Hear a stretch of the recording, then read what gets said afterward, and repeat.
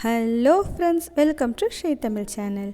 இன்றைக்கி நம்ம பார்க்க போகிறது என்னென்னு பார்த்தீங்கன்னா, வீட்டிலேயே ரொம்ப சுலபமாக ரசப்பொடி எப்படி அரைக்கலாம் அப்படின்றத பற்றி தான் இன்றைக்கி நம்ம பார்க்க போகிறோம். ரசப்பொடி அரைக்கிறதுக்கு முதல்ல ஒரு பேனை அடுப்பில் வச்சு சூடு பண்ணிக்கோங்க. அப்புறம் அதில் ஒரு அரை கப் கொத்தமல்லியை சேர்த்துக்கோங்க. கொத்தமல்லி சேர்த்ததுக்கப்புறம் அடுப்பை சிறு தீயில் வச்சு கைவிடாமல் கிளறிக்கிட்டே இருங்க. இந்த கொத்தமல்லி நல்லா வறுபட்டு வாசனை வர வரைக்கும் வறுத்து எடுத்துக்கலாம். இந்த கொத்தமல்லி நல்லா வறுபடுறதுக்கு 3லேருந்து 5 நிமிஷம் வரைக்கும் ஆகும். இப்போ பார்த்திங்கன்னா கொத்தமல்லி நல்லா வறுபட்டுருச்சு, நல்லா வாசனையும் வர ஆரம்பிச்சிடுச்சு. இப்போ நாம் இதை எடுத்து தனியாக ஒரு தட்டில் வச்சிடலாம். அடுத்து நாம் அதே பேனில் ஒரு 1/4 கப் கடலைப்பருப்பு சேர்த்துக்கலாம். அப்புறம் இன்னும் ஒரு 1/4 கப் துவரம்பருப்பு சேர்த்துக்கலாம். 2 பருப்பையும் சேர்த்ததுக்கப்புறம் அதே மாதிரி அடுப்பை சிறு தீயில் வச்சு பருப்பு நல்லா வறுபட்டு வாசனை வர வரைக்கும் வறுத்து எடுத்துக்கலாம். கைவிடாமல் கிளறிக்கிட்டே இருங்க. அப்படி இல்லைன்னா 1-2 பருப்பு கருக வாய்ப்பு இருக்குது.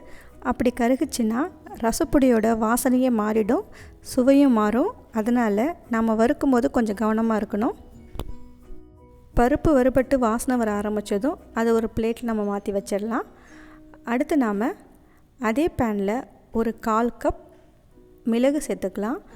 மிளகை பொறுத்த வரைக்கும் உங்கள் குடும்பத்தோட காரத்துக்கு ஏற்ப கூடவோ குறையவோ சேர்த்துக்கலாம். அடுப்பை சிறுதீயில் வச்சு திரும்பவும் மிளகு நல்லா வாசனை வர வரைக்கும் வறுத்துடுங்க. கொஞ்ச நேரத்தில் மிளகு வாசனை வர ஆரம்பித்ததும் மிளகை எடுத்து திரும்பவும் தனியாக ஒரு பிளேட்டுக்கு மாற்றிட்டு அதே பேனில் 1/4 கப் சீரகம் சேர்த்துக்கோங்க. சீரகத்தையும் அதே மாதிரி சிறுதீயில் வச்சு நல்லா வறுத்திடுங்க. பேன் ஆல்ரெடி சூடாக இருக்கிறதுனால சீரகம் சட்டுன்னு வறுபட்டுடும், வெடிக்கவும் ஆரம்பிக்கும். அந்த சமயத்தில் நாம் சீரகத்தையும் வேறு பிளேட்டுக்கு மாற்றி வச்சிடலாம். அடுத்து நாம் ஒரு 8லேருந்து 10 காஞ்ச மிளகாயை வறுத்து எடுத்துக்கலாம். இதுவும் உங்கள் குடும்பத்துக்கு காரத்துக்கு ஏற்ப கூடவோ குறையவோ சேர்த்துக்கலாம். இந்த காரம் மீடியமாக இருக்கும். மிளகாய் லேசாக வறுபட்டு கலர் மாற ஆரம்பிக்கும் போது திரும்ப நாம் இதை எடுத்து வேறு பிளேட்டுக்கு மாற்றிடலாம். அடுத்து அதே பேனில் கொஞ்சமாக கருவேப்பிலை சேர்த்துக்கலாம். கருவேப்பிலை நல்லா கிறிஸ்பியாக ஆகிற வரைக்கும் வறுத்து எடுத்துக்கலாம். இது ஆப்ஷன் தான், உங்களுக்கு தேவையில்லைன்னா ஸ்கிப் பண்ணிடலாம். ஆனால் வறுபட்ட கருவேப்பிலை ரசப்பொடியில் சேர்க்கும் போது அதனுடைய வாசனை ரொம்பவே நல்லாயிருக்கும். இப்போ கருவேப்பிலையும் அதே பிளேட்டுக்கு மாற்றி வச்சிடலாம். வறுத்து வச்சுருக்கிற பொருளெல்லாம் கொஞ்சம் நேரம் ஆறட்டும்.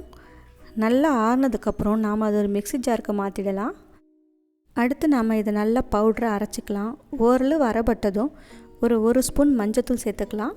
அது கூடவே இன்னும் 1 ஸ்பூன் பெருங்காயத்தூள் சேர்த்துக்கலாம். சேர்த்ததுக்கப்புறம் உங்கள் விருப்பத்திற்கு ஏற்ப கொஞ்சம் கொரகொரப்பாகவோ இல்லை ஃபைன் பவுடராகவோ அரைச்சிக்கலாம். அவ்வளவுதாங்க, நமக்கு ரசப்பொடி ரெடி ஆகிடுச்சு. இதை நீங்கள் ஒரு பாட்டிலில் போட்டு டைட்டாக மூடி ஃப்ரிட்ஜில் கூட ஸ்டோர் பண்ணி வச்சுக்கலாம். ஓகே ஃப்ரெண்ட்ஸ், இதை நீங்கள் வீட்டில் ட்ரை பண்ணி பார்த்துட்டு எப்படி இருக்குன்னு சொல்லுங்கள். தேங்க்ஸ் ஃபார் வாட்சிங்.